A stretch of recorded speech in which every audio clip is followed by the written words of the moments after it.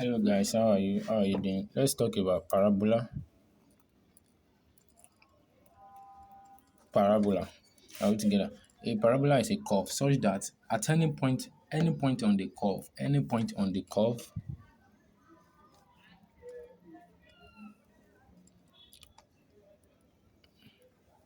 any point, the distance from that point to a focus, let's say this our focus, the distance from that point to a focus, let's say this our directrix.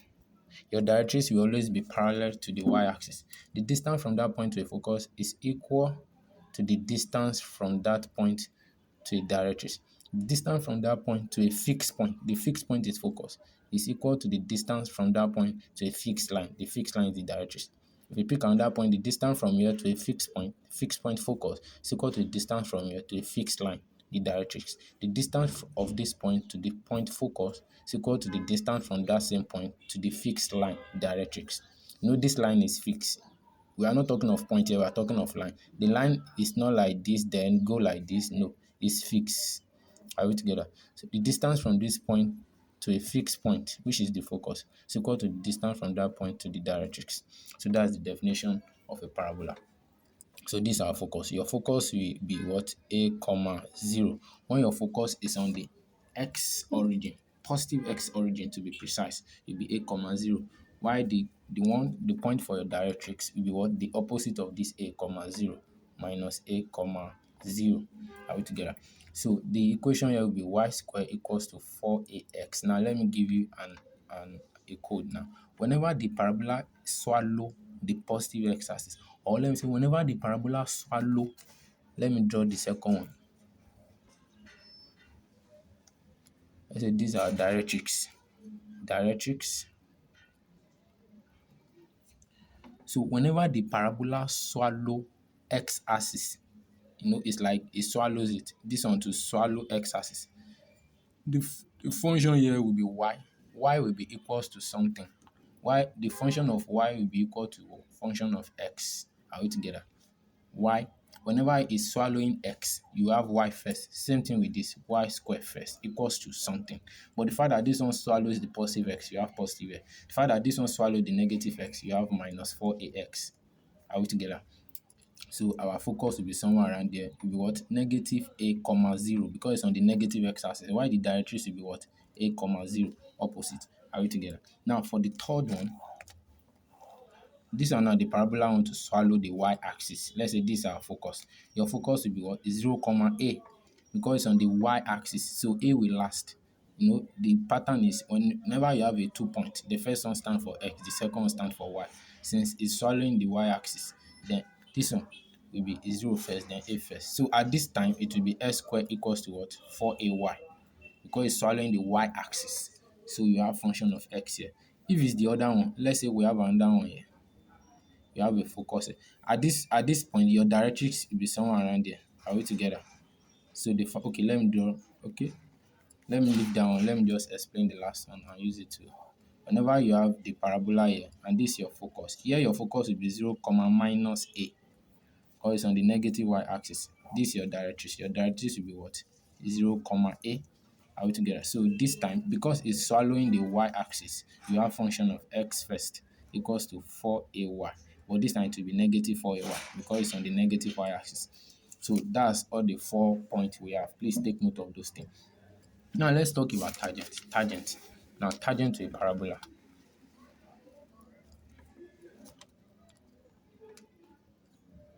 Tangent to a parabola. Note tangent is same thing. It's also slope. Parabola. Tangent is like a slope. It's a slope, not even like a slope. And whenever so your tangent. Okay, let me not put it that way. We have the equation of a slope, y minus y1 equals to what? Let's say x minus what? X1. Are we together? So this, let's make this guy the set of the formula. M1 will give you what? M1 equals to what? Y minus y1 over what? X minus what? X1. Which is something as changing y over what? Changing x, which is something as what? Dy over what? Dx. So now let's just pick It depends, your dy dx here depends on which shape you have. So let's just assume that the question given to us is in this format, the format y square equals to 4ax.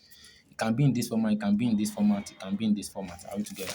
So using the y square equals to 4ax, using the y square equals to 4ax. So if you differentiate this, you have 2y dy over dx equals to 4a. Are we together? So dy over dx, don't forget, is equal to our m1.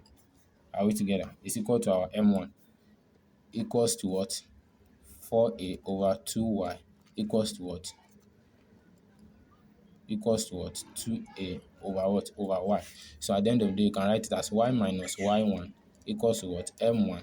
So our m1 now is what? 2a over y into what? X minus what? X1. Cross multiply, you have y into what? Y minus y1 equals to what? 2a x minus x1. When you open the bracket, you have y square minus y1 equals to 2ax minus 2a x1. Are we together? I know y square equals to 4ax. So here you can say 4ax. Are we together? Minus y1 equals to 2ax minus 2ax1. So here you can have 4ax minus 2ax. When this one come like this, when this one to come, you have plus 2ax1 equals to what? Y1. So here you have this minus this, you have 2ax plus 2ax1 equals to y1. So you can say y1 equals to 2a into what? X plus x1. So this is like equation for a tangent. Yeah, equation for a tangent. You can derive it like this. So for a normal, you know a normal is perpendicular to a tangent. Normal, let's call it M2. It's also a slope. It's also a slope. So let's call it M2 gradient. But gradient 2 equals to, whenever you have two slopes that are perpendicular to each other, you know, that means the first, either of them will be equal to inverse of the second one. We all know that. So we send as minus 1 over, what's our tangent the other time? 2a over y. Abi? So M1 give us what? This is the equation, but this is the tangent. This is the equation of the tangent, but this is the tangent. Equals to what? 2a over what? Y, which is what? Minus y over what? 2a. So the equation for a normal, because it's also a slope, is going to give the equation of a slope. Y minus y1 equals to m. Now it's m2 because we are talking of normal. Minus y over 2a. This one into bracket x minus x1. You can also cross multiply and do it this way. This is the equation of a tangent, this is the equation of a slope. Now, yeah, that's that for that. Now, for this particular question, consider the parabola, consider the parabola, consider the parabola y square equals to 12x. Then find the equation of the tangent, find the equation of the tangent at the point 3, 6, the equation of the normal at this same point, then the focus.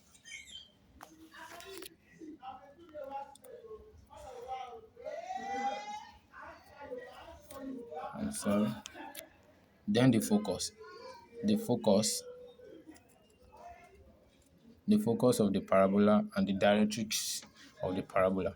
Now, we have y square equals to 12x. Now, let's differentiate it to find the tangent. That is the slope, the m1. So you have 2y. If you differentiate this, you have 2y dy over dx equals to 12. Then dy over dx give us 12 over 2y. What's our y? We are given 2.3, 6. You know this x, this y. So your y here equals to what? Equals to 6. So which is what? 12 over 12. So your m1 equals to 1. Are we together? And you know that your normal m2 will give what? Minus 1. Minus 1 over 1, which is still minus 1. So keep those one for now. Now let's find our a2. Our a, no, y square equals to 4ax from the formula, and since y square is 12x from the equation given, so you can conclude that 12x equals to 4ax. S cancel x, you have 12 equals to 4a. your a equals to 12 over 4, which is what? 3.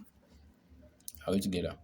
So now, you can have, so from the equation of a tangent, we have y1 equals to what? 2a into what?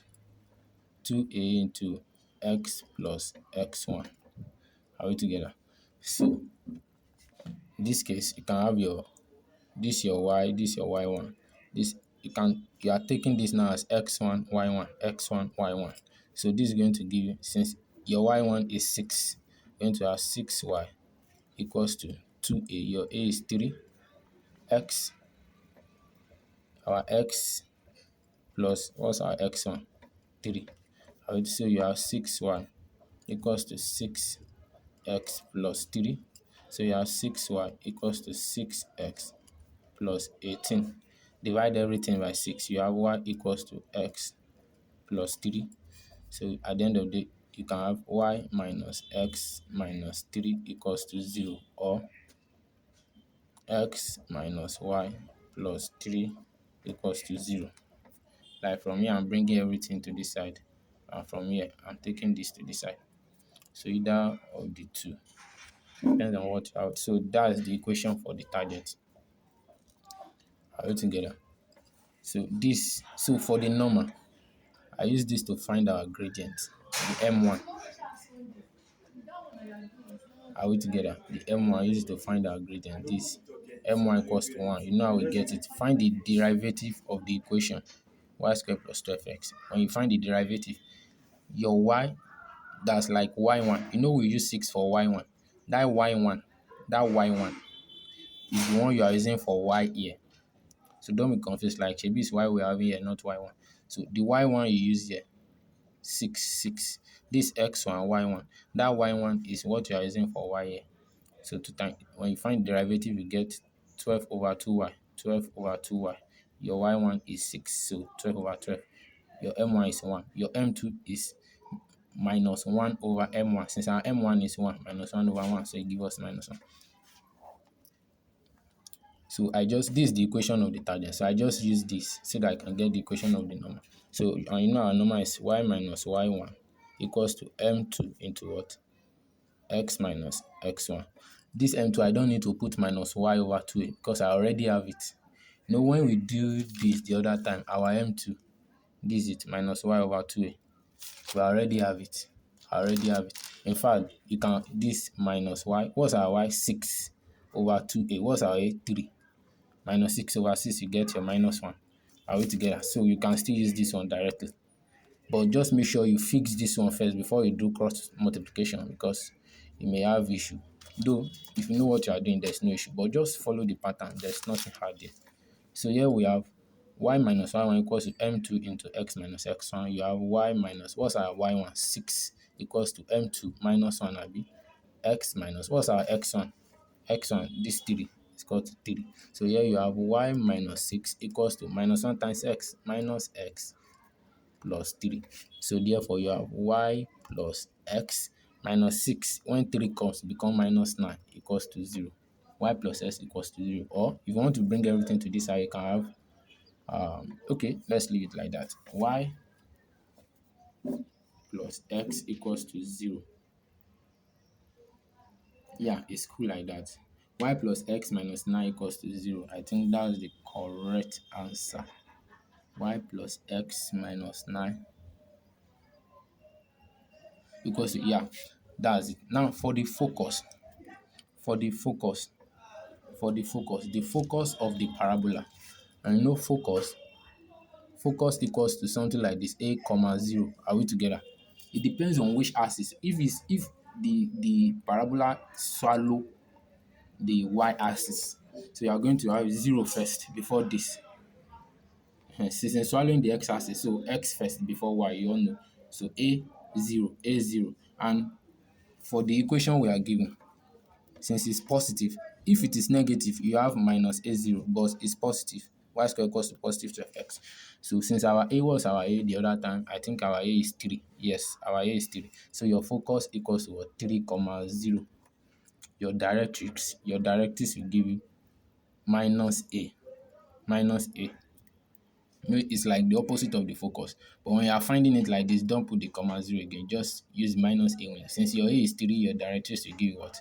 Minus 3. Are we together? That's your directrix.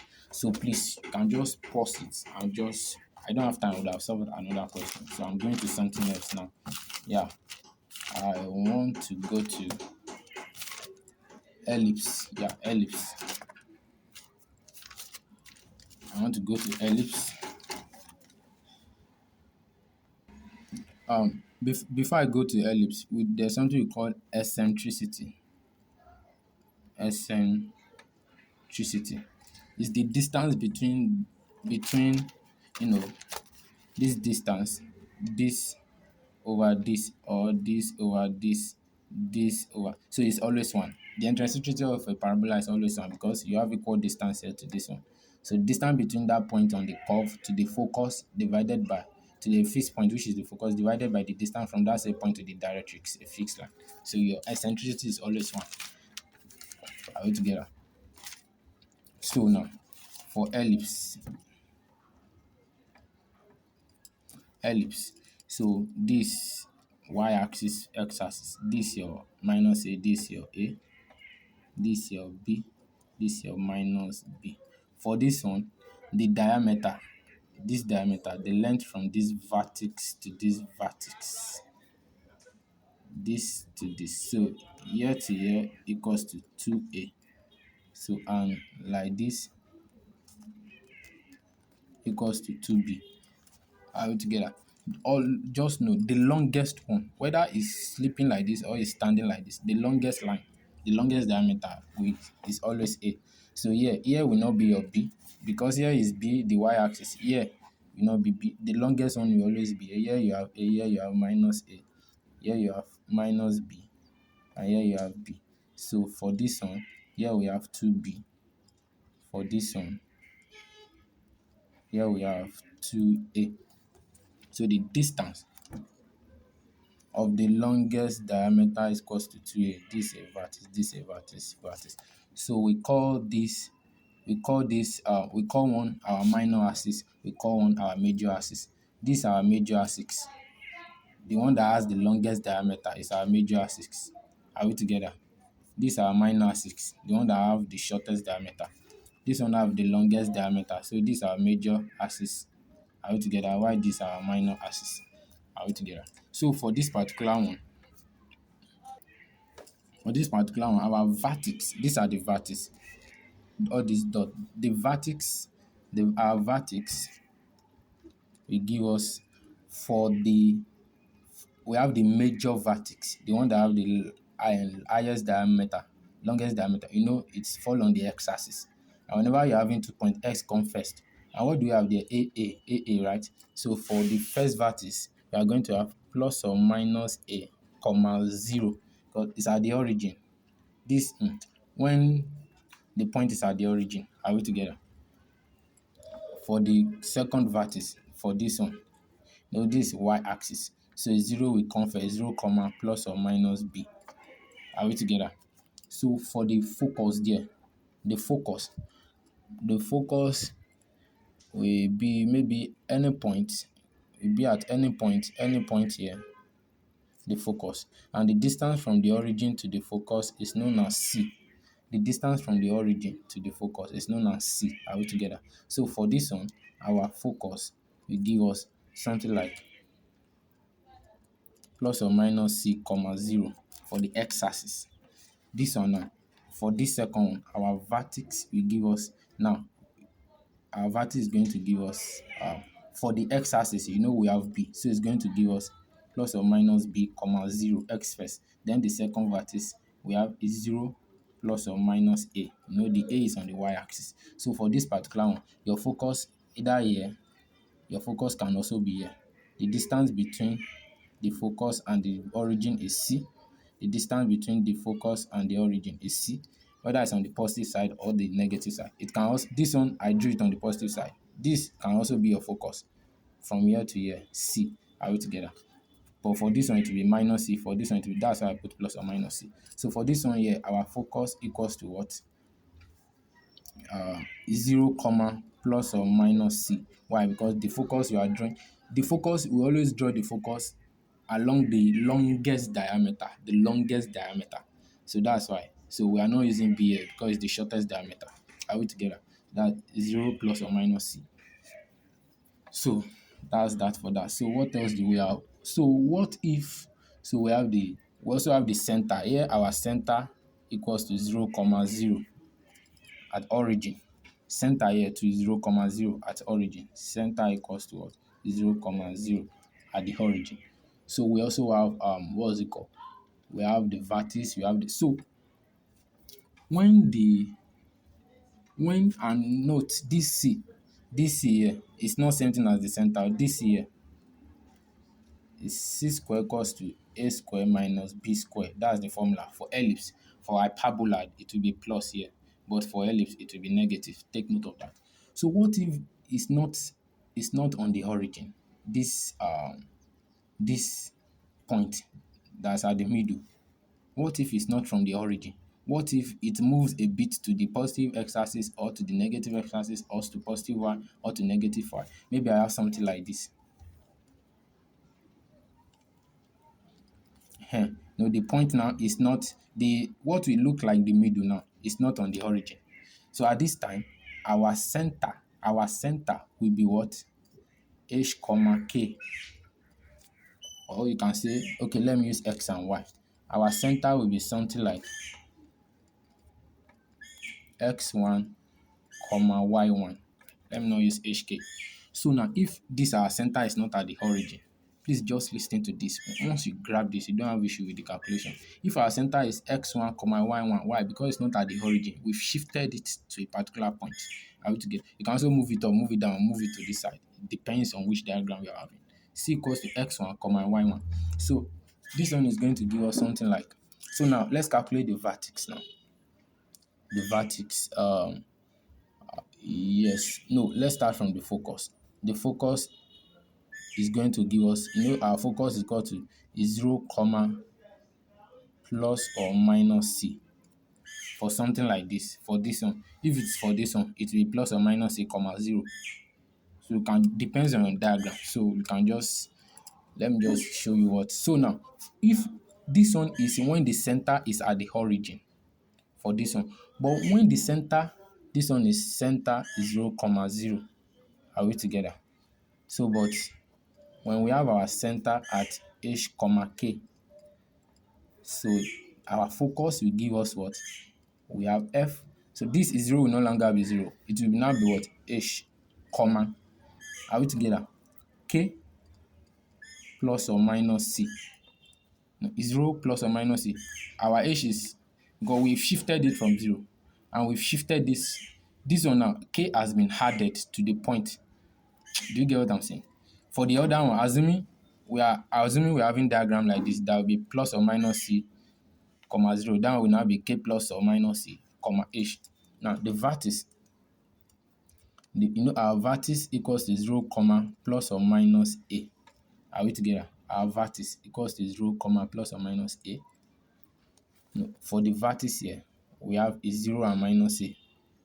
Minus a comma 0. Here we have plus a comma 0. Here we have 0 comma plus b. Here we have 0 comma minus b. Same thing applies to this. So let me just pick one. For the one that we have, this one now is for this diagram. 0 comma plus or minus a. Now the vertex now for this one now, the center is at the origin. This one that the center is at hk, the vertex will now give us what? Here will no longer be 0, it will be h. Here will no longer be plus or minus a, it will be what? K plus or minus a.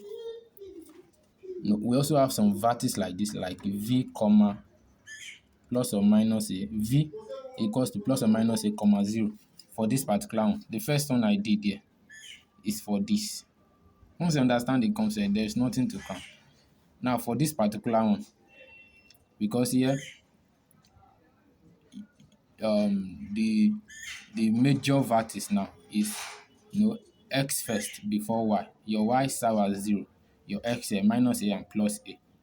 The other one b, this, they are the y, so it's 0 plus or minus b. Unlike this, The A is the second because it lies on the y-axis. The B is the first, serving as x, is lie on the x-axis.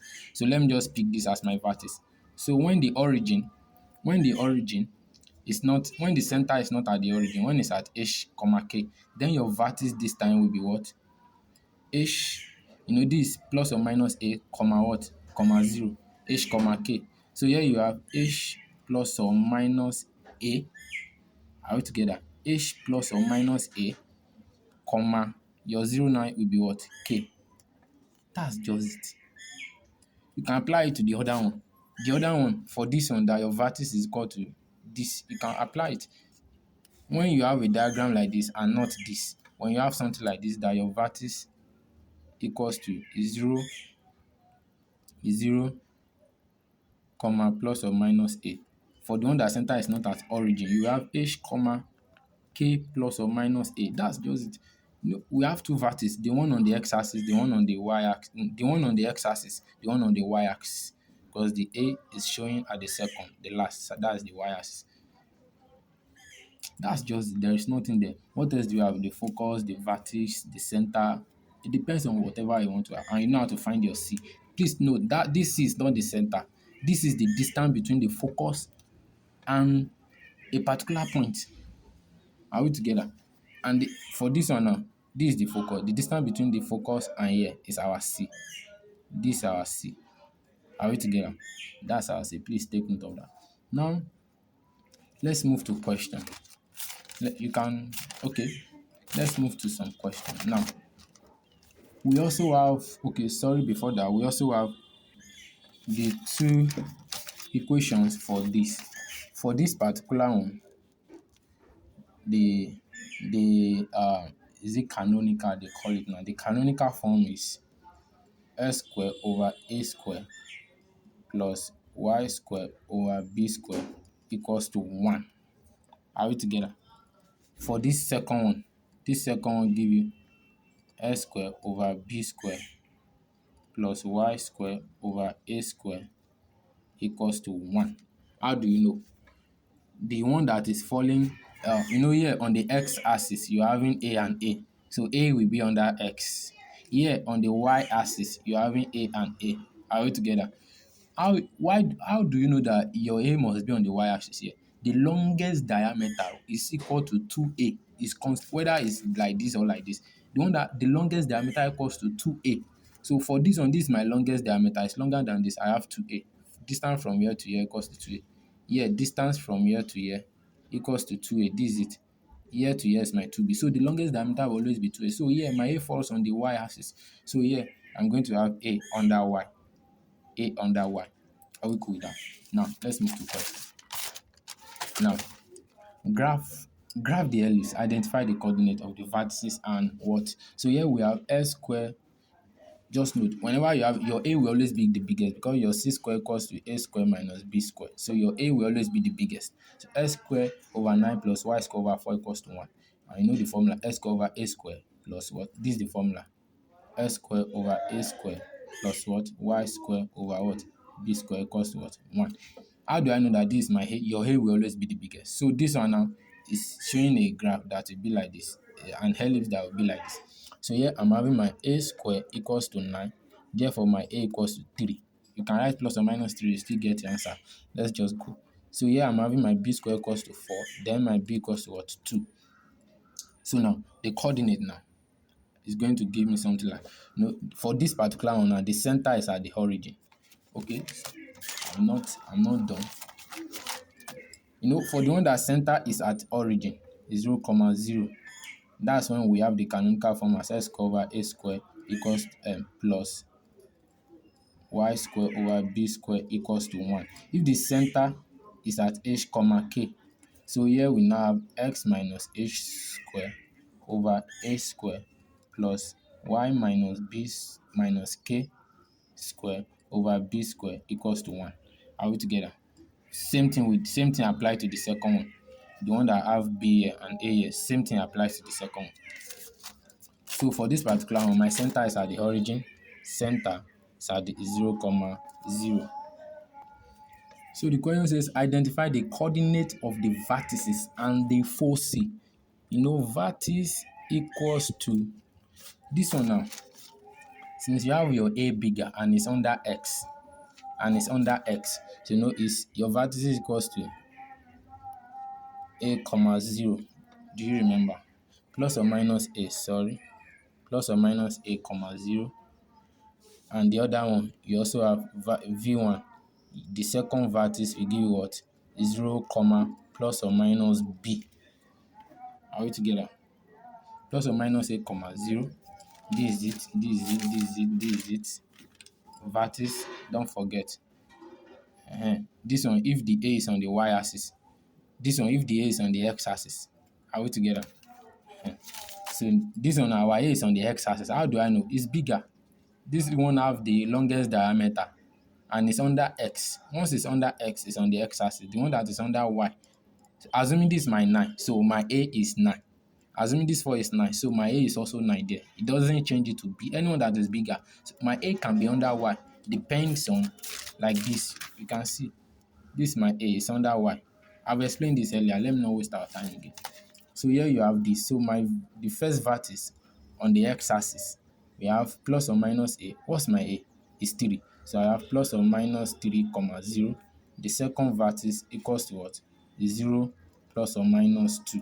That's my B. My B is plus or minus 2. That's the coordinate of the vertex. The coordinate of the focus. Focus equals to what? Plus or minus C comma 0. I hope you remember. If is vertical ellipse, maybe the ellipse is like this, it will be 0 comma plus or minus C. I will know that our C square equals to what? A square minus what? B square, which is what? What's our A square? 9. What's our B square? 4, which is what? 5. So our C square equals to 5. Then our C equals to what? Root 5. So our focus will give us what? Plus or minus root 5 comma what? 0. That's our focus. Same thing apply to this. Here now my A will be 16 because it must be the biggest, but it's under Y. So here now my vertex, my V1. Now if I want to draw the graph now, oh sorry, I don't have time. If I want to draw the graph, so here I'm having I may come back to the graph. We don't have time. Let's just keep it that way, or maybe I'll do it in the next video. So our V1, the vertex 1, because my A lies on the y-axis, it's under y, so it's going to be 0 comma plus or minus A, and vertex 2 will give me what? Plus or minus B. Yeah, that one will be on the, since my A is on the y, my B will be on the x comma 0. So now my A square, don't forget the formula is S square over whatever I say, whether A or B square, plus Y square over this is square. So my A square is 16, my B square equals to what? 9. So here my A equals to 4, my B equals to what? 3. So here my V1 is going to give me something like 0 comma plus or minus 4, and my V2 is going to give me something like plus or minus 3 comma 0. Are we together? That's the coordinate of my vertices. The coordinate of my foci. So I'm having F equals to this one is going to give me, since my A lies on the y-axis, so I'm going to have 0 comma plus or minus C instead of plus or minus a comma 0. The pattern of when you have coordinate x first before y, because this one lie on the x-axis, this one now is lying on the y-axis, so 0 plus or minus C. So your foci is going to give you 0 comma the plus or minus C now. Let's find our C. C square equals to A square 16 minus B square 9, which is what? 16 minus 9. We have 7. So our C equals to what? Root 7. So this one is going to give me plus or minus what? Root 7. Are we together? So that's the answer for my focus. Now, for this particular one, are we together? For this particular one, you have identified the coordinate of the center, the vertex, the foci, hence graph the ellipse. We are not doing graphing now because of our time. Now, this one now, this one now is not from the origin again. We have x minus h, y minus k. Hey, don't forget, I gave you something like that. Whenever you don't have them on the origin, something like this. Where is this guy? Yeah, this thing. Don't forget, whenever your C is not on the origin. So here now, here now, your center is what? 3. and minus 2. 3 and minus 2. How this is a place list. This whenever it's at hk, this will be s minus h, y minus k. S minus h. That means your h here is 3. Y minus k. You're having plus here.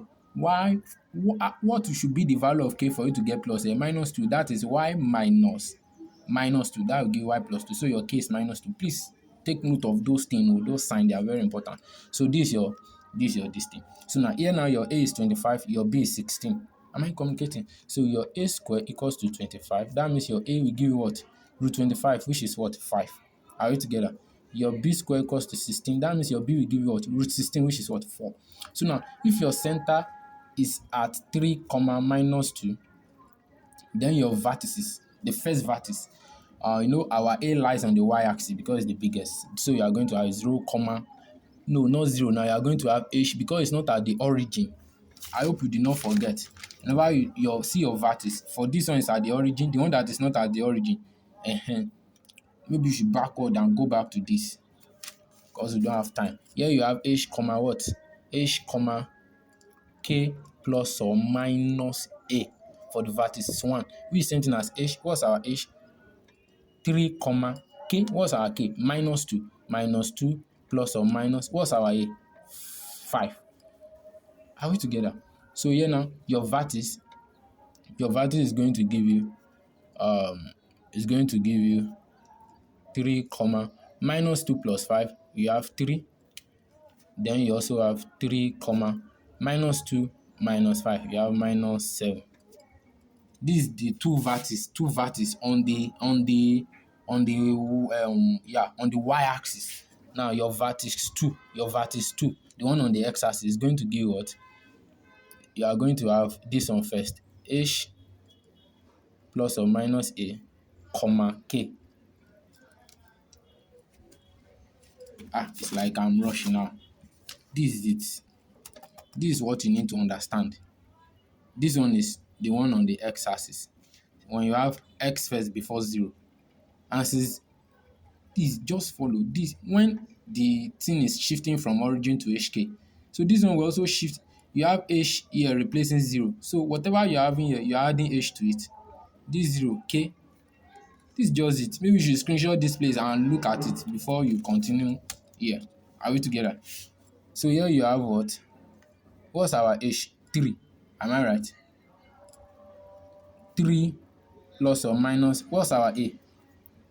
Sorry, this one now will now give you, this will give you, this one is not right. This one is going to give you b, because this y, the a, okay, sorry, I'm coming.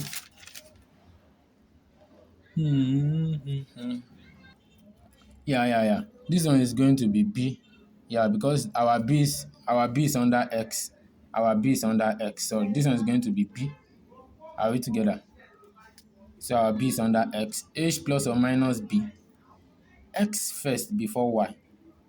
This x before y. But this time, our y, our a is under y. So our a is the y-axis. So this is going to give us our h is 3 plus or minus. What's our b? Our b is minus 2 plus or minus 2, k. What's our k? Oh, sorry, our b is 4 rather. Sorry, our b is 4. This one will give us 3, that's h, plus or minus 4, what's our k? Minus 2. So here we have 3 plus 4, 7, minus 2. The other one, 3 minus 4. The other one will give us what? 3 minus 4, minus 1, minus 2. So those are the 4 vertices. This on the y-axis. Then this on the x-axis. The b is on the x, c is under x, the a is on the y, is under y. Please, are we clear with that? Now the last question, you can just go back through the video and just understand. And for those of you who have my number, you can come to my DM. Are we together? The last one now, given that the equation of an ellipse is this, write this in its canonical form. So find the coordinate of the center, find the coordinate of the vertices, find the coordinate of the foci. This is the vertex. Now for the foci, The focal is going to give us, f equals to, we are going to have h comma, normal it should be 0 comma plus or minus c, but because it's not at the origin, so we are going to have h comma k plus or minus c. Do you understand? K plus or minus c. We are drawing it on the y-axis because it takes the longest diameter. If this x takes the longest diameter, we have h plus or minus c, comma k. So this guy is going to give us, what's our h? 3. 3 comma, what's our k? Minus 2. Minus 2 plus or minus c. So here we are going to have 3 comma, are we together? 3 comma minus 2 plus c, minus 2 plus c. We have, what's our c? We have to find our c. Our c is, we have c square equals to a square, which is 25, minus b square, 16. That's 9. So c square will give us 9. That means c is equal to root 9, which is what? 3. So minus 2 plus 3, that's 1. So the other one will give us 3 minus 2 minus 3, that's minus 5. So that's our foci. Are we together? Now, writing this in canonical form, how do we do that? Just like you have to change it to something like this. So how do we do that? Now let's start. Maybe once I'm done with that, we just do the rest as an assignment. So let me write the equation here. So I'm having 25x, 25s square, 25s square plus 4y square plus 4y square plus 4y square minus 50x minus 50x minus 16y minus 59 equals to 0. I'll just help you to solve this in canonical form and you'll find the rest yourself because I've explained how to find coordinate of the center, coordinate of the vertices, and the coordinate of the focal. So just want to write this, help you to solve this in canonical form. Now let's start. Gather all the x together, gather all the y together. How do you do that? So you have 25 x square minus 50x, yeah, plus 4y square minus 16y minus 59 equals to 0. There's something we call add and delete, not the one on UI portal. Add and delete, that's what we are going to do very soon. So here we have 25x, right, into what? Minus x minus 2, yeah, I'm right, plus 4y, right, y minus 4. Yes, I think B is correct. So what do you have there? Minus 59 equals to what? 0. So are we together? Now, we are going to do add and delete. 25x, x minus 2, plus 1 minus 1. It's just like you've done nothing. Plus 1 minus 1 is 0. We have reason for that. Yeah, should I do it that way? Okay, plus 4y, y minus 4, plus 1 minus 1, minus 59 equals to 0. So at the end of the day, we are going to have oh, sorry. Let's cancel this two line. Let's bring out 25 here instead of 25x. Here we have 25. So here we have x squared minus 2x altogether plus 4y plus 4 rather.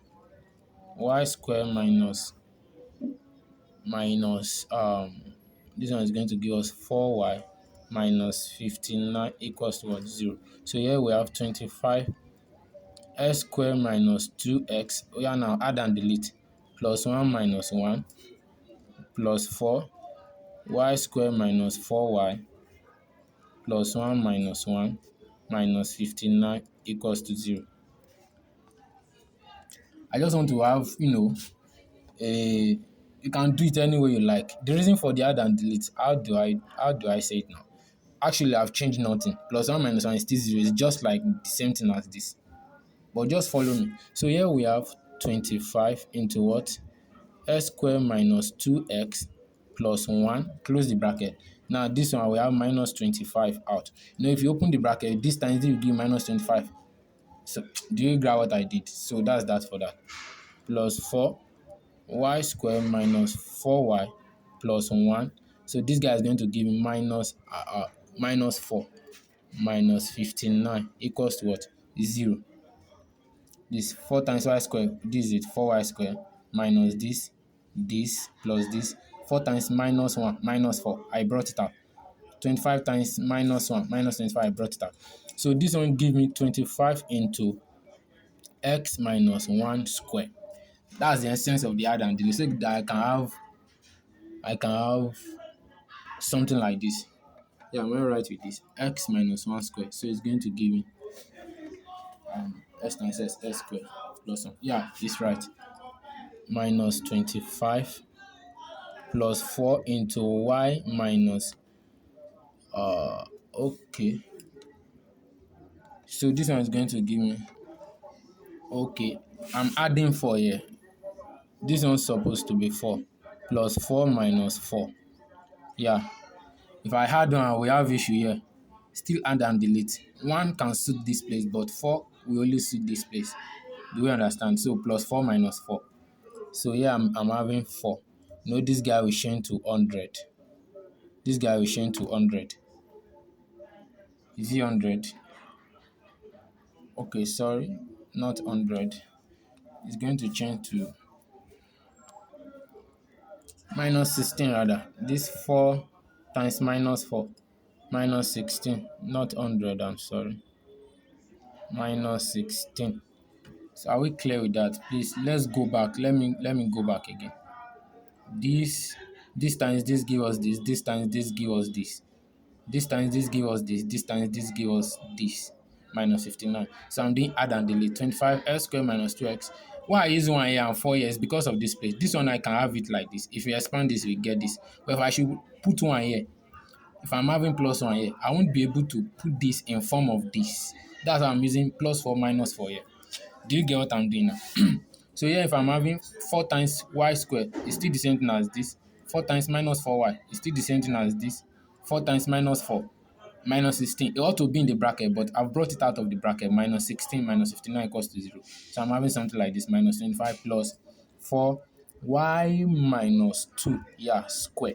This one I can change it to y squared minus 4y plus 4 equals to y minus 2 square. So here I'm having minus 16 plus 59 is going to give me something like 60. Going to give me minus 75 equals to 0. Are we together? So here I'm having 25 x minus 1 square plus 4 y minus 2 square equals to, if this 25 come here and 75 come here, I will have equals to what? 100. Are we together? So at the end of the day, at the end of the day, I'm going to have something like um dividing both sides by 100. Yeah, I'm going to have something like yeah, dividing both sides, everything by 100, by 100, by 100. So this give us 1, 4 here 1, 4 here 25, 25 here 1, 25 here 4. So at the end of the day, I'm going to have x minus 1 square over 4 plus what? Y minus 2 square over 25 equals to 1. So now this is the canonical form.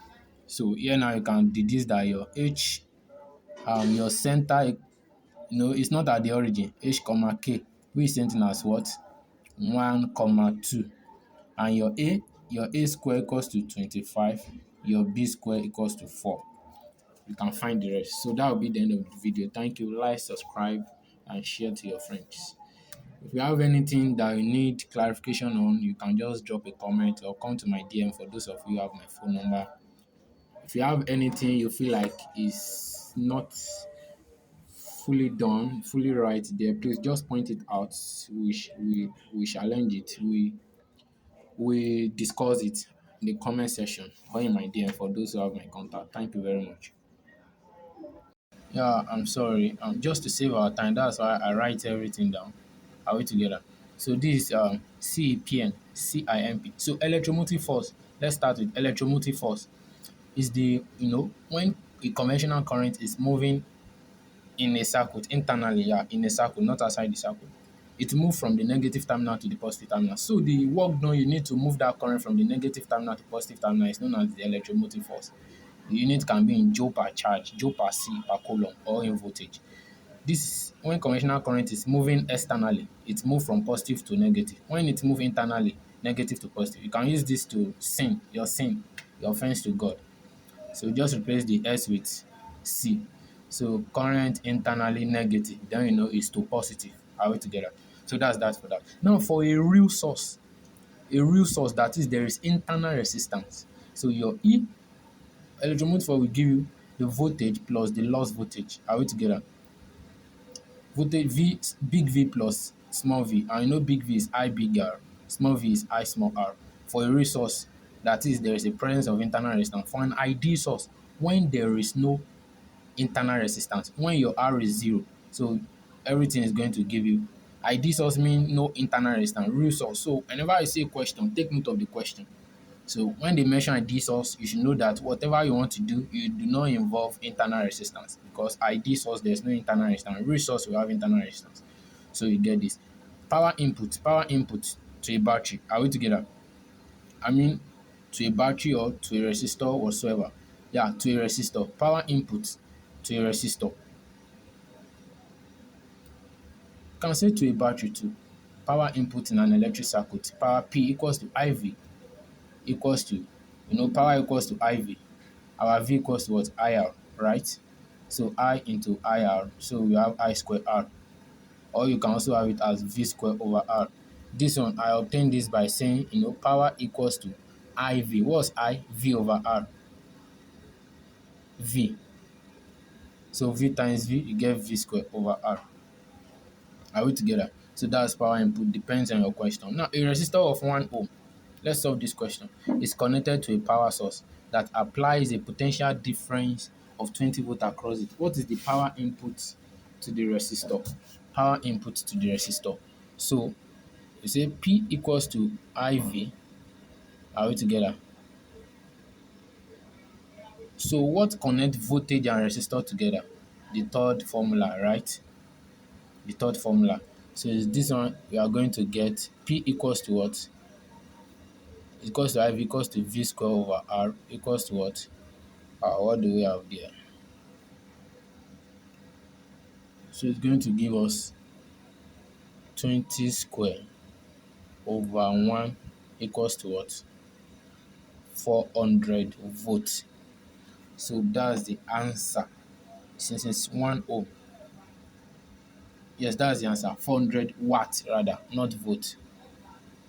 400 watts. Are we together? So this is the answer. We get 400 watts. 400 watts.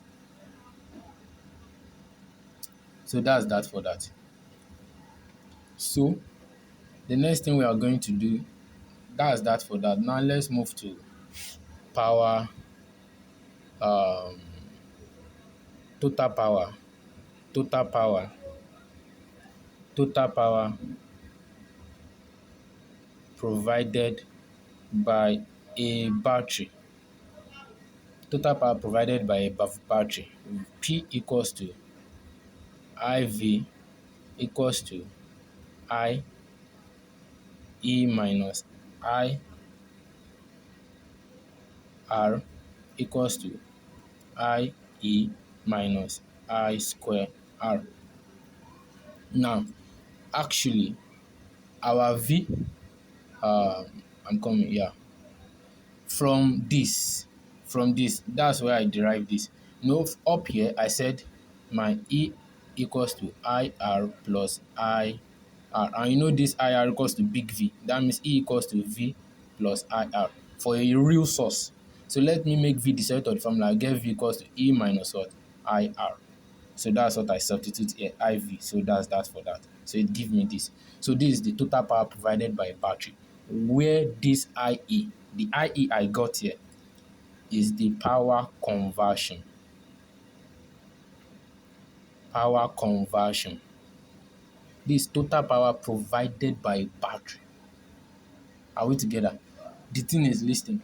Inside the battery, we have a chemical reaction. This IE is the power conversion. The way the battery is converting chemical energy to electrical energy inside the battery. So maybe you now want to use the battery for something. The power that the battery will provide for you will be the one the battery converts If at all we have internal resistance in the battery, there's going to be a loss in power before you get the one that the battery will provide.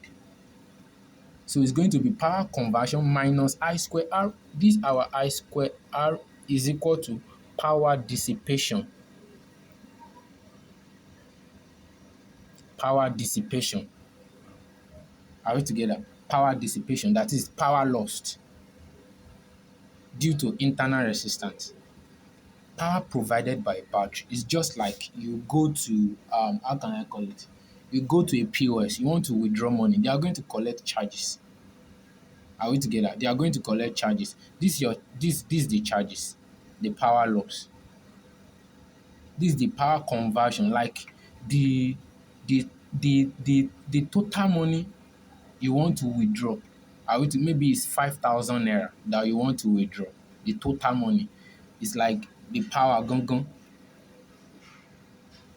But the power that the POS will provide for you probably is going to be 4,900.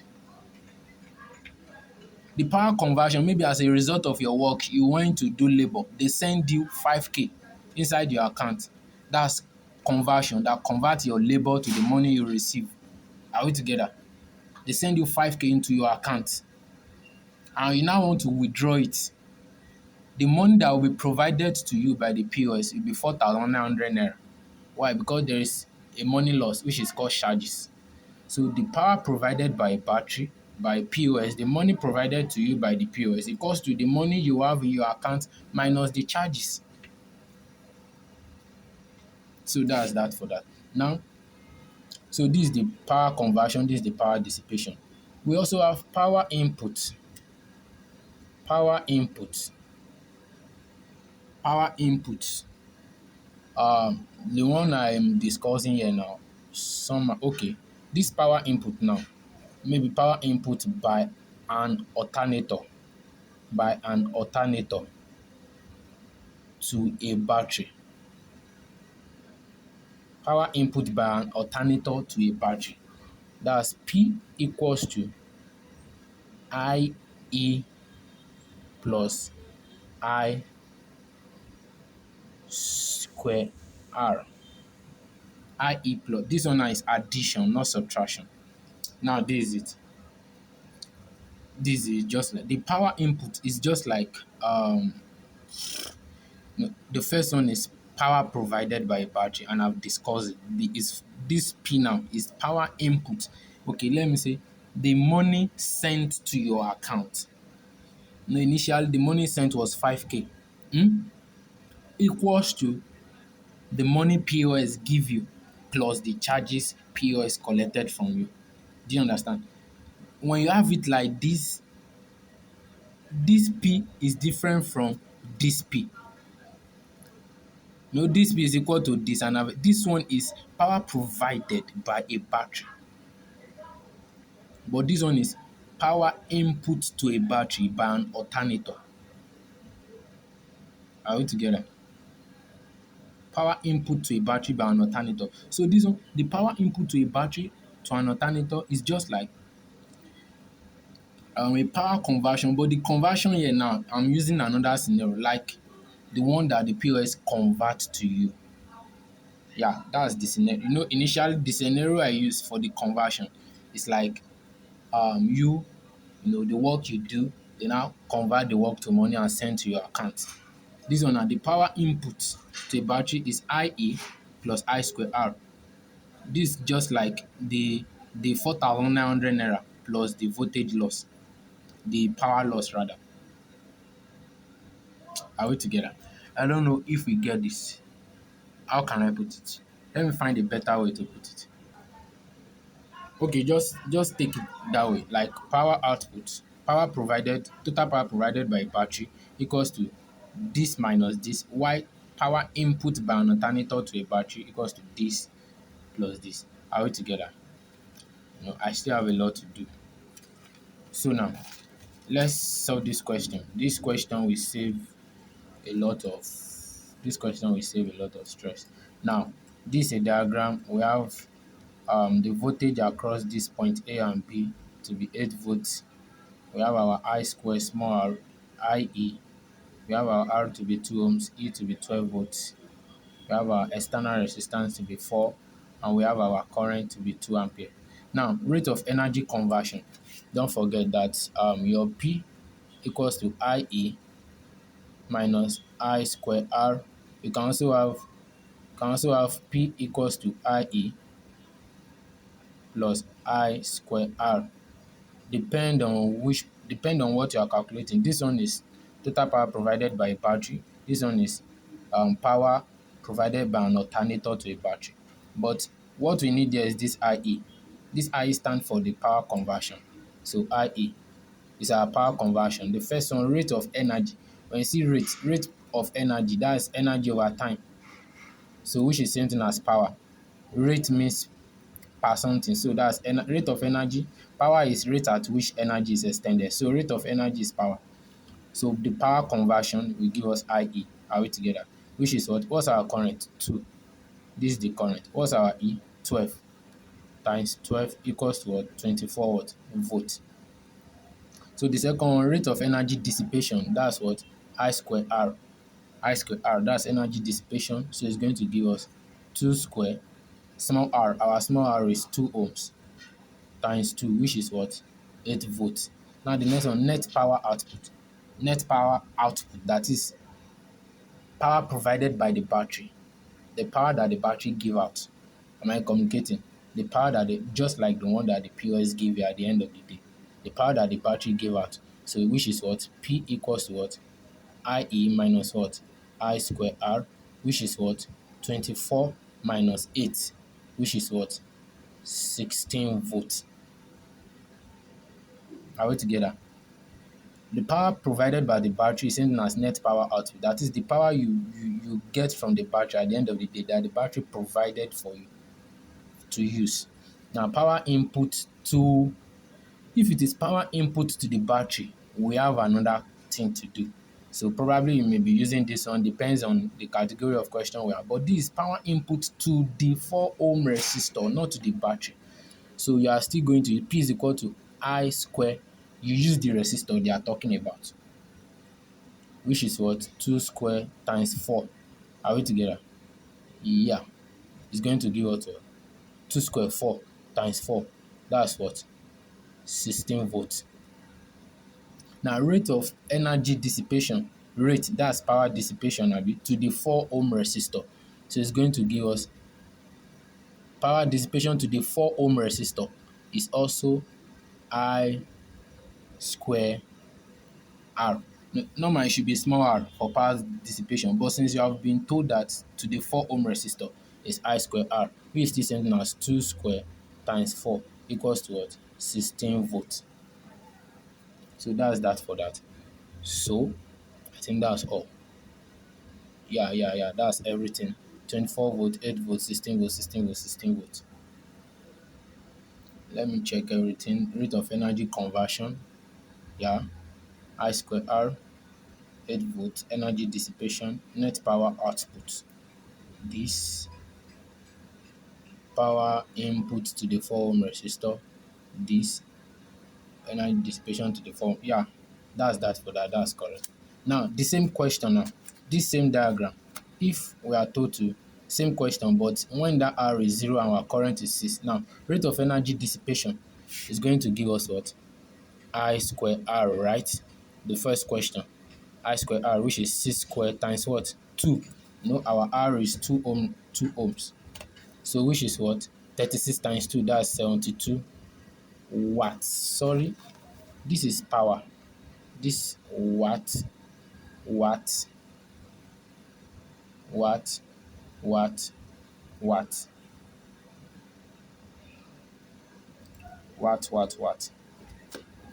So 72 watts.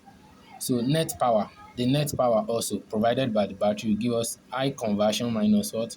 I square R. Are we together? Power provided by the battery, that's net power, which is what? Our I conversion. Our I is 6. Our E for that same question, 12 volts. 6 times 12 minus I square R. That's also 6 square. Our small r is what? 2, abi? So that's what? 72 minus 72 equals what? 0. 0 watt. Are we together? Now, another one, rate of energy conversion, that is what? IE. Rate of energy conversion, that's power conversion, which is what? 6 times 12, which is what? 72 watt, because our E is 12. So that's that for that. So now, for the Wheatstone bridge, whenever you have Wheatstone a bridge like this is a galvanometer at the middle. A galvanometer, sensitive, very sensitive to current, even small current, even smallest current. Now, to find the unknown resistance, when you have four light, to find the unknown resistance, this is the formula. You are just going to multiply the adjacent resistance divided by the opposite. Our RS is the unknown. R1, R2, R3, RS in the unknown. What are the adjacent resistance to RX? Adjacent, the one by its side. R2 is by the side of RX. R3 is by the side of RS. See, R3 is by the side of RX. R2 is also by its side. The one that is opposite RX is R1. So to find this RS, is going to be multiplication of the adjacent resistance divided by the opposite. R3 times R2 over R1. That's that for that. So for this, something like this, if you want to find R2 now, R2 here will give us what's the adjacent. You can see 16 ohm is by its side, 4 ohm is by its side, 10 ohm is opposite. So it's going to give you 16 times 4 over 10. Multiply the two adjacent resistance together, then divide it by the opposite resistance. 10 times 4, that's 46 times 4, that's 64 over what? 10, which is what? 6.4 watts ohms. Are we together?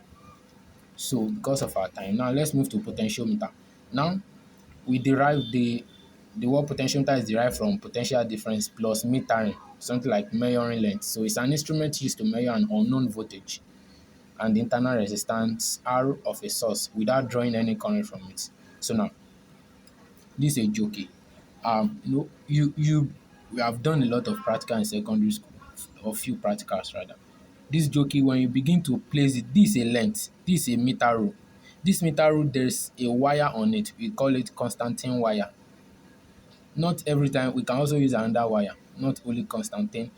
You, maybe you are using a Constantine wire, and as you begin to move this jockey on the wire, the wire is connected to this circuit, to all this. Then we have a galvanometer here. As you begin to move it on the wire, whatever point you put this jockey, this point, you put it on the wire. The wire is on a meter rule. Whatever point you put it, such that this galvanometer will deflect no current, will read the zero current. That is, it's not balanced. That point is your balance point. Are we together? It's your balance point. So maybe it's at a point here, from this point to this side is a length. From this point to this side, we call it L2. So now to find the unknown value of E or L, whether you have E1, L1, L2, you have to find E2. This is the formula to use. E1 over L1 equals to L1 over L2. So now let's solve this question. So a cell X with an EMF of 1.00 volts is balanced by a length of 40 centimeter. Yeah, a cell X with an EMF of 1.00 volts. That's E1 EX 1.0 volts. Lx equals to 40 centimeter. Yeah, is balanced by a length of this on a potentiometer Y. Another cell Y, EY equals to another cell Y is balanced. So we are not given EY, but we are given LY to be what? 60.0 centimeter. So what are we going to do? So this is going to give us EX over EY equals to what? Lx over what? Ly. So what's our Ex? 1 over Ey equals to 40 over what? 60. Are we together? So at the end of the day, if you cross multiply, we have 60 equals to 40 Ey. Ey equals to 60 over what? 40 equals to 6 over 4. That's 3 over 2. Yeah, which is what? 1 point what? 5 volts. Are we together? Am I right? Should that be 1.5 volt? A cell X with an EMF is balanced by length of this on the potential. Another cell Y is balanced by length of this on the same wire. Find Ex over Ey equals to 40 over 60. Yeah, 1.5 volt at the end of the day. 1.5 volt. So that's that for that. Thank you for watching. Please go through this. Go through this. I'm sorry, this are what, not volts. Go through this. So see you in the next class. Thank you. So the internal resistance of a cell. Now, if a cell EMF E with an internal resistance R is connected to an external resistor big R, the first R I mentioned is small r with an internal resistance small r is connected to an external resistor big R. Then the internal resistance is given by R R equals to big R L1 minus L2 over L2, where our L1 equals to the balancing length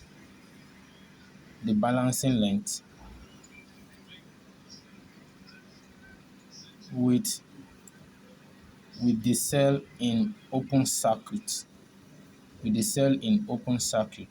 and our L2 equals to what? The balancing length with an external resistor connected. Are we together? So just know this the formula, and that's that for that. So we don't have much time to spend on that. So now a cell with an EMF of 20 volts, are we together, is balanced by a length of 80 centimeter on a potentiometer. Okay, is this the question? Yeah, on a potentiometer wire when in an open circuit. Now I have my EMF E to be what? 20 volts, 2 volts rather, is balanced by a length of 80 centimeter when in an open circuit. That's our L1 equals to what? 80 centimeter. Don't forget, balancing length with the cell in open circuit. On a wire with an open circuit, when a 5 ohm resistor is connected across the cell, that's our R, big R, 5 ohm, across the cell, the balancing length reduced to our L2 equals to, it reduced to 60 centimeter. Calculate the internal resistance. You don't need this vote, you don't need it in your calculation. Are we together? This is the formula given to you. There's no EMF there. So don't be confused. When you see this, don't start to think, what do you have to do? Don't be confused. So you don't need it. So your R equals to big R, L1 minus what? L2 over what? L2. So at the end of the day, you get big R 5 into 80 minus 60 over what? 60. So you get 5, 80 minus 60, 20 over what? 60. 20 here, 1, 20 here, you get 3. So you have 5 over 3. So I think that should give us 1.67 ohms. That's our internal resistance. Are we together? So that's that for that. 1.67 ohm internal resistance. So now I'm moving to this is 104 now. Now damping. What do you understand by damping? Is the process by which the energy of an oscillating or vibrating system is gradually dissipated due to resistive forces. Are we together? Thereby causing the motion to decrease in amplitude over time. So the energy can be lost to friction or air resistance. That's for a real system. The energy can be lost to friction or by air resistance. Now damping force. The damping force, F damping, equals to minus BV. Are we together? Why is it negative? It's just telling you that this damping force opposes the motion. B is the damping coefficient, while V is the velocity. Are we together? Velocity of the object in motion. This is the damping coefficient. Our B equals to damping coefficient. While the V is the velocity. F is equal to the damping force. Now the new equation becomes, now when we are talking of damping, here we have three different forces. Normal, the net force, F net, when we are talking of damping, F net equals to the damping force, Fd, plus the spring force. Because here we are talking of spring objects. Are we together? Which is what? The spring force, let's call it Fx or F spring. F spring. Are we together? And with this, that's the net force. Damping force plus what? F spring. Now, our F net equals to, our F is equal to minus BV. Are we together? While our F spring equals to negative Kx. Don't forget, it's also negative. Plus minus, that's give us minus, right? Kx. Are we together?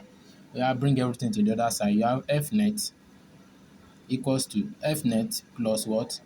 BV plus Kx equals to 0. F net, that's mass times acceleration.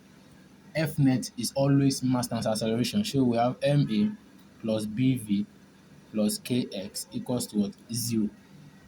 I'll just brush damping. There's no much time. So I will try in my next video to finish the rest, then move to wave. I can't move to wave today. I'm very sorry. Now ma.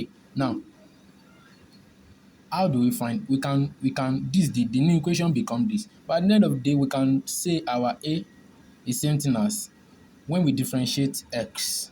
X is our distance. Are we together? Maybe our extension or whatsoever. Just represent a length. When we differentiate a length once, when we have x, are we together? If you differentiate it once, dx with respect to time, dx over dt is going to give us what? Velocity. If you differentiate it again, d square x over dt square. If you differentiate that x again, that is by differentiating this velocity, is going to give us acceleration. If you differentiate length or distance once, you get velocity. If you differentiate the velocity again, you get acceleration. That is, if you differentiate distance twice, that is d square x over dt, you get acceleration. So this acceleration here now is going to give us d square x over dt. So this guy becomes this d square x over dt square rather, over dt square plus bv plus kx. What's our x? Now, what's our v rather? Our v is this m d square x over dt square ma plus bv. Our v is dx over dt. Are we together? Dx over dt. Don't forget this velocity. Dx over dt plus ks equals to 0. Let me write it very well. M d square x over dt square plus b dx over dt plus kx equals to what? Equals to 0. So that's our new equation becomes that. So now, when we're talking of damping, we have three types. We have the under damp, we have the critically damp, we have the over damp. Under damped,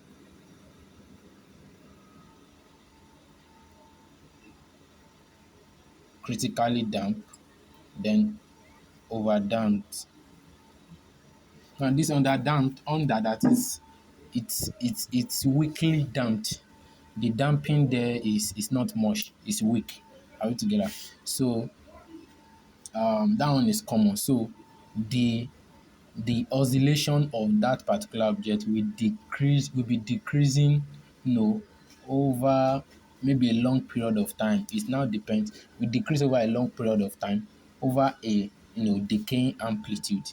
The thing with the object will be oscillating, it will be decreasing small by small, little by little, because that damp is actually a force that will not allow that thing to oscillate. But because the force is under, like it's weakly damped, so the guy will keep on oscillating will be reducing little by little until it stopped.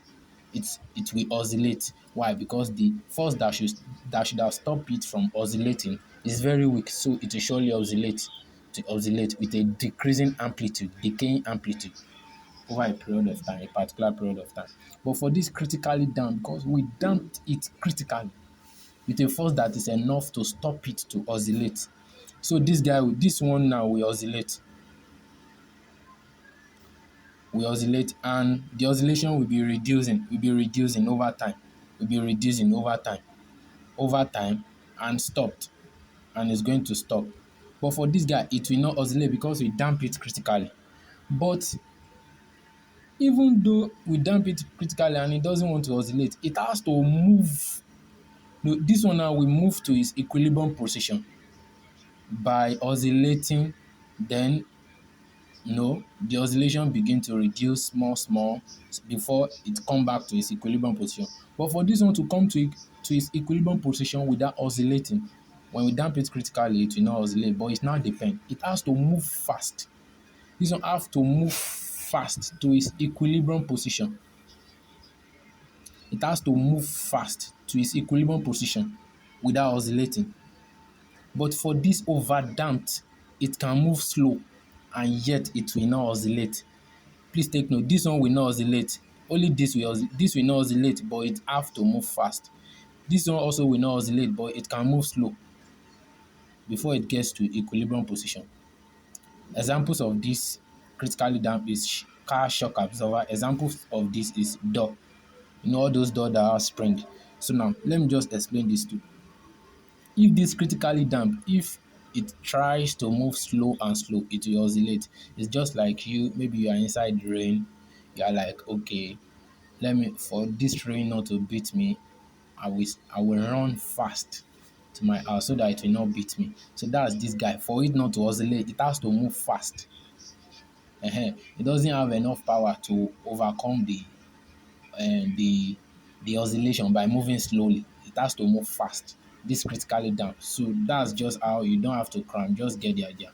But for this one, it has enough damping force, enough power.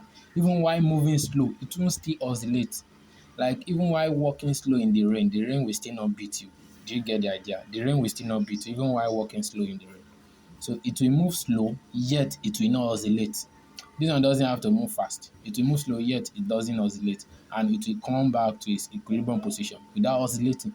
But for this one to come back to its equilibrium position, it has to move fast. Because it doesn't have enough damping to be moving slowly.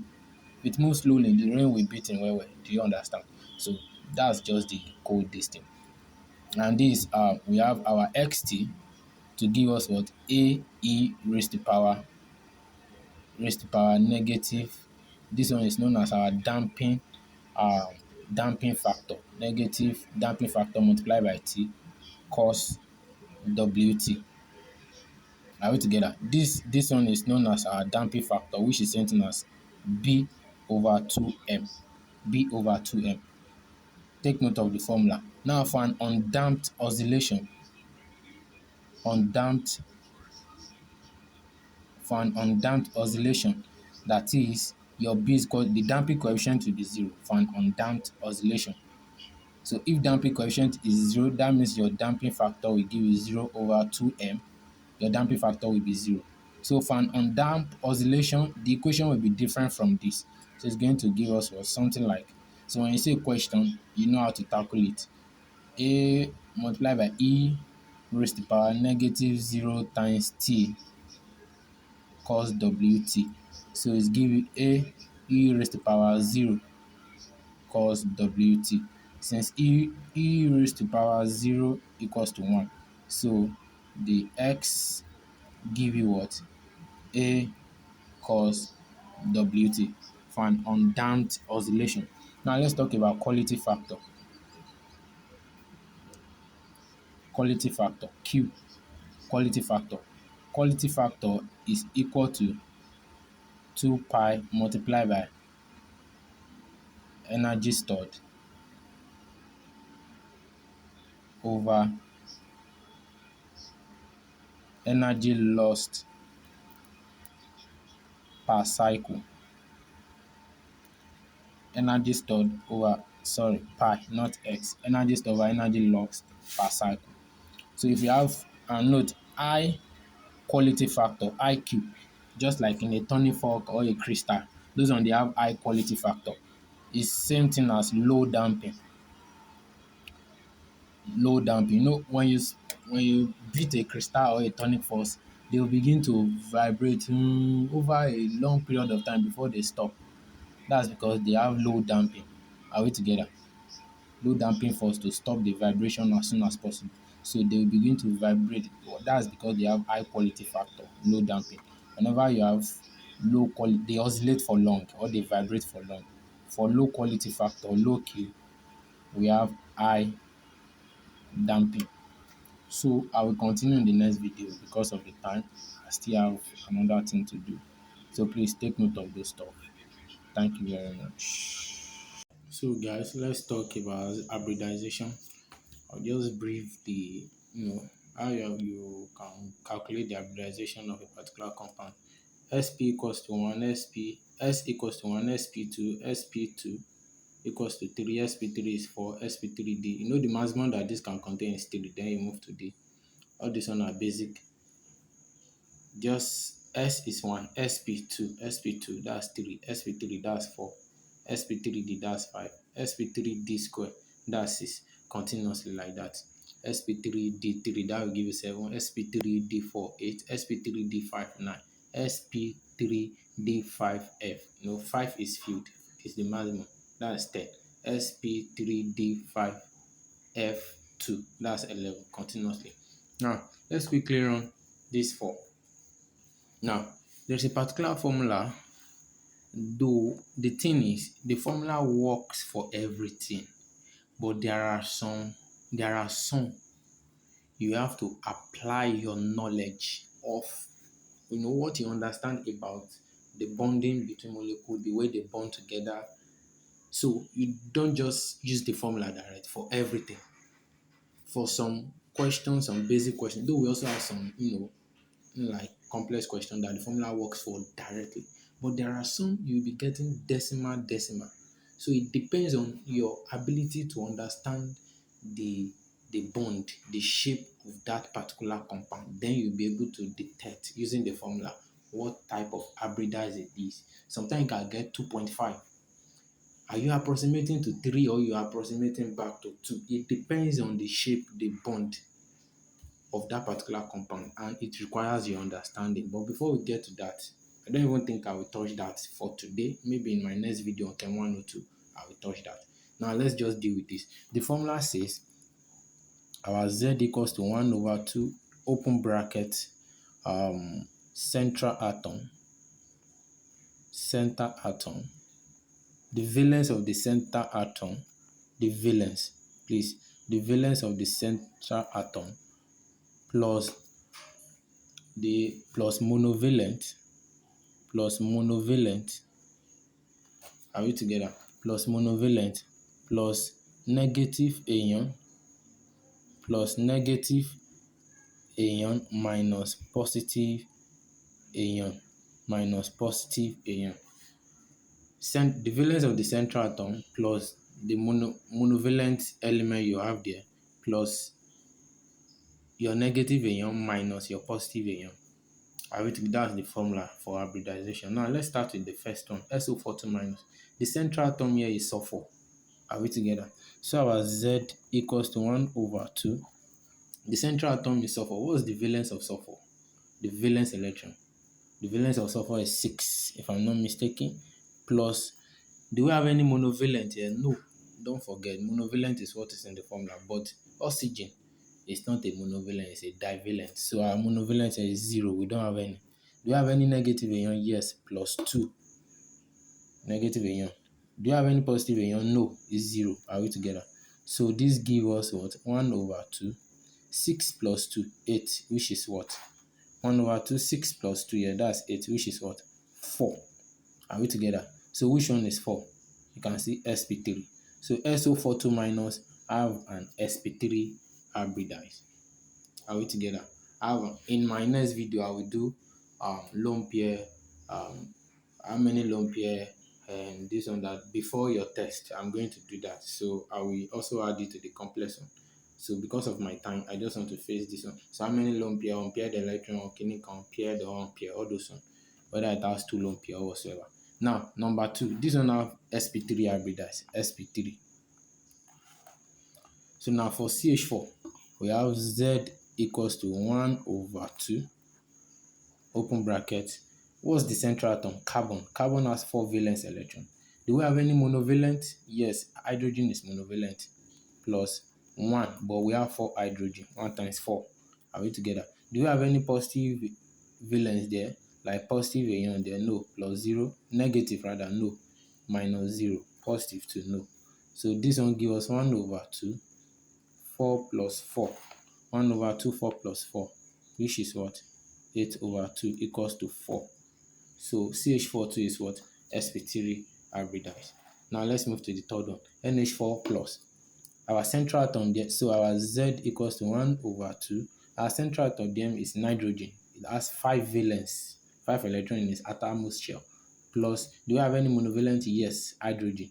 One, this nitrogen, this hydrogen, 1 times 4, we have 4 hydrogen there. So, do we have any negative ion? No, plus 0. Do we have any positive ion? Yes, we have positive ion, minus 1. Are we to get is plus the negative ion minus the positive ion according to the formula, plus the negative ion minus positive ion. So this guy give us 1 over 2, 1 times 4, 4, are we? 4 plus 5, 9, minus 1, 8, which is what?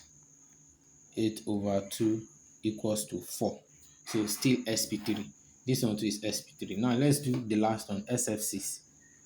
It's because don't worry, in my next video I promise the one with loan, and I will also do complex question on this. So let me just give you this as a basic knowledge to feed with. Now SF6, I have Z equals to. My next video I'm going to show you how this formula is applicable to any form of compound. Any form of compound. Before your test, I think your first is November 5. Before that time, I'm going to show you how it's applicable to any compound. So Z equals to 1 over 2. So our central atom is sulfur. It has 6 valence. Do we have any monovalent? Yes, don't forget, fluorine is also monovalent. It has minus 1 ion. Don't forget, it has plus 7, then minus 1. Do you remember all those halogen? They are minus 1, minus 1. So either positive one or negative one, they are also what? Monovalent. Are we together? So fluorine here, that's monovalent plus. Use 1, don't use that minus 1. It's that mono gongon we need, not the sign. But we have 6 fluorine here. Are we together? Do we have any negative sign there? No. Plus 0. Do we have any positive sign there? No. Minus 0. So at the end of the day, we get 1 times 6 is plus 6. That's 12. We get 12 over 2. That's what? 6. So which one is 6? This. This is 6. sp3d squared. So SF6 equals to what? sp3d squared. Are we together? sp3d squared. So you can use that idea. So let's just move forward. There's no time. It's late already. So we have electronic configuration of transition metals like scandium, titanium, vanadium, chromium, manganese, iron, cobalt, nickel, copper, zinc from 21 to 30. For now, that's what we are dealing with. So let me draw. We have 1s. Are we together? We have 2s, 2p. We have 3s, 3p, 3d, 4s, 4p, 4d.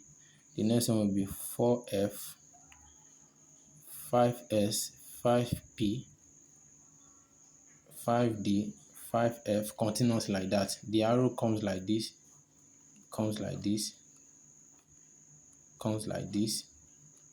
That is 1s before 2s, 2s before 2p, then 3s. After 3s, 3p, then 4s. After 4s, you know, if you are doing it like this, after 3p is 3d, but this is how the arrow is. 3p, then 4s, then 3d, 4p, 5s, continuous like that. So for all the transition metal, you don't need to waste your time. Though you may have to split it accordingly, like you may have to split it into starting from 1s, but better still, you can just start from argon. You know, argon is 18. Are we together? So for this scandium which is 21, the electronic configuration for scandium will give us Ar. Are we together? Argon 18 plus. Is it addition or comma? I'm sorry. Ar, comma. Now the next one will be okay. Is it plus? I can't even remember, or comma. Okay, whatever it is. Since if you remove 18 from 21, you have 3 left. Now we are moving. The next one we are moving to will now give us 4s. Are we together? After your argon, the next thing is 4s. Please take note of that. Don't start with 1s or 2s or 2p. After argon, you have 4s. So this one will give us 4 4s2, comma, whether it's addition or comma, I will get back to that. Skip my head now. 4s2, then we have 1 left, right? So you move to what? 3d1. After 4s is 3d. After 4s is 3d.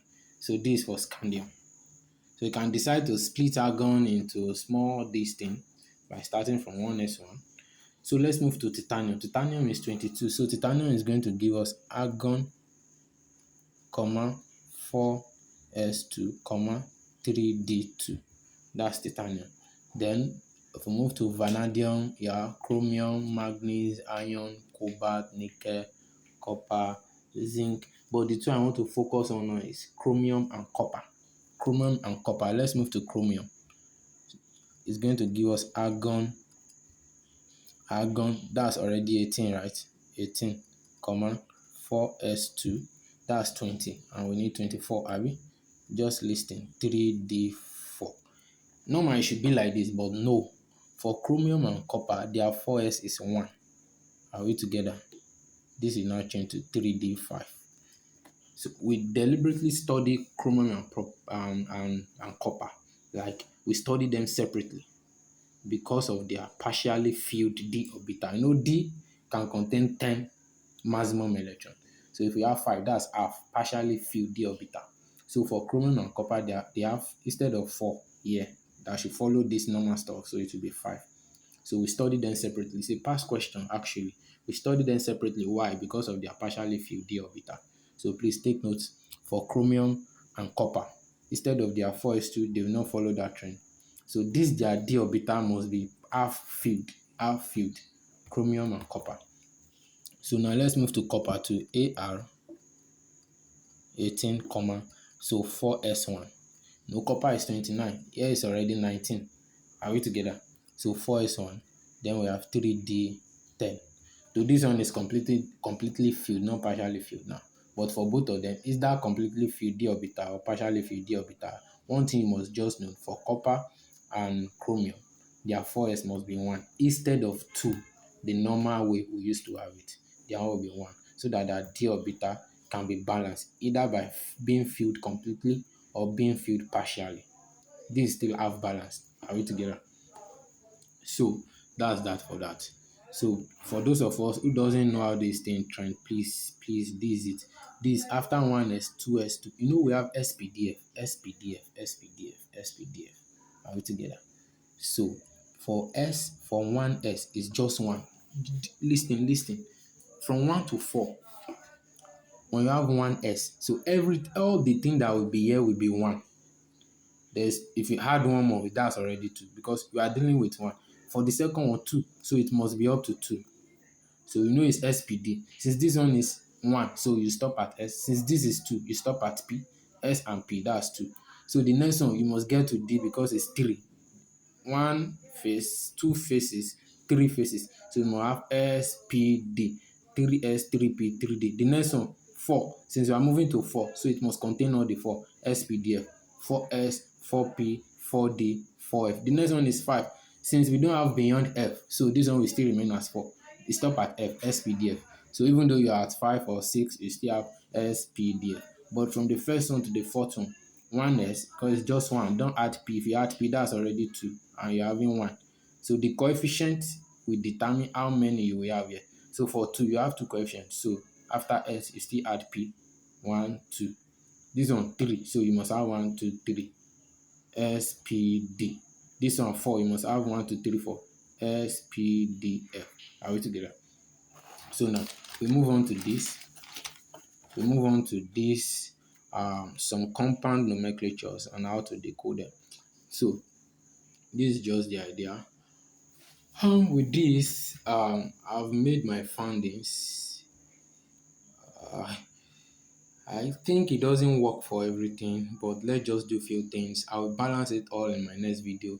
So this CMA stands for central metal atom. This is for ligand. This is the counter ion. Are we together? And you can have the second one as this, the counter ion first, then the central metal atom plus the ligand. So this one can be your first in the nomenclature. You can call the counter ion first when you have something like this. and can call the ligand as second, then the central metal atom as third. But let's face this one first, where we call the ligand first in the nomenclature and the central metal atom second and the counter ion as third. Are we together? So now let's start with this CuNH3 4 then SO4. So now let's start. Here, these are central metal atom, copper. These are ligand, while these are counter ion. Are we together? Now, the for NH3, please take note. Let me give you all the neutral, some all should I say, or some of the neutral compound we have. Neutral, maybe you have to cram them. There is a way to calculate them, but just know them now. Neutral, we have NH3, they are neutral. Then CO, neutral. H2O is neutral. NO is neutral. CS is also neutral. Take note of those five for now. Those one are neutral. So wherever you see them, their net charge will be 0. Are we together? So now, let's first calculate the oxidation number of copper here. So since NH3 is part of the neutral, so here we are having Cu plus, this one is 0 times 4. No, we have NH3 times 4. Are we together? Plus the charge of SO4 is 2 minus. We all know that, plus minus 2. Are we together? That's 2 minus SO4. The charge on SO4 is 2 minus. Are we together? Equals to what? 0. So here we have Cu minus 2 equals to 0. So Cu equals to what? Plus 2. So the oxidation state of copper in this compound equals to plus 2. Now let's follow this guy. The central atom first. No, the ligand first rather. The ligand first. So our ligand is NH3. But NH3 is 4 here. What's NH3? I mean, this 4 is tetra. So we are calling the ligand first. So we have tetra amine. Are we together? Our CMA, the central metal atom, is the second. It's copper, tetraamine, copper, the oxidation state here is 2, right? Copper 2. Then our counter ion can say sulfate, tetraamine, copper 2, sulfate. Yeah, copper, tetraamine, copper 2, sulfate. Sulfate. So that's the name. Or copperamine, tetraamine, copper 2, tetraozosulfate 6. SO4, this tetraozosulfate 6. So that is a tetraamine copper 2 tetraozosulfate 6, or you say tetraamine copper 2 sulfate. That's one. And the second one, we have cobalt. Yeah, let's find the oxidation state of cobalt. CO plus what? This is neutral. So you have a 0 times 6. Are we together? Plus this Cl. So it's minus 1. The charge of chlorine, that's minus 1. Are we together? Minus 1 is 3 there. We have 3 chlorine there. So here we have cobalt plus this 6, right? Minus 3. 0 times 6 is 0. So we have minus 3 here. So here we have cobalt equals to what? Plus 3. Are we together? So the name will be our ligand first. We have amine, cobalt or cobalt. Is it COBALT or CL? Okay, cobalt 3 chloride. Are we together? Cobalt 3 chloride. Cobalt 3 chloride. So that's that for that. Now, for this, take this as classwork. The Chem 102 today is just for basic. In the next, just digest this one. In the next video, we are going to do a lot by God's grace before your test. Now, the periodic trend. Do this as class, or you can pause the video and do it. You don't even have to pause the video because I'm not doing the solution. So just take that as assignment. Now, periodic trend. So anyone that have E, that start with E, anyone that start with E, whether the E is for electron or for energy. Are we together? Once it starts with E, whether it's for electron or for energy, just know, except one, which is that one, except electropositive. No electro, that's electron. E is starting it. So once it's not electropositive, anyone that starts with E, are we together? We have some exception, not all, but those ones they vary, depends on. So like electron affinity, it starts with E, whether it's the electron that starts with E, electron affinity, electron affinity.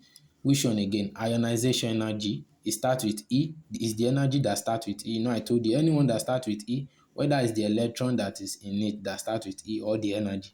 Which one again? We have which one again? Electron affinity, ionization energy, electronegativity, electronegativity, negativity. It remain one. I think there are up to four or five. So all those ones, just know them. Whether it's the energy there that starts with E or the electron, they increase across the period.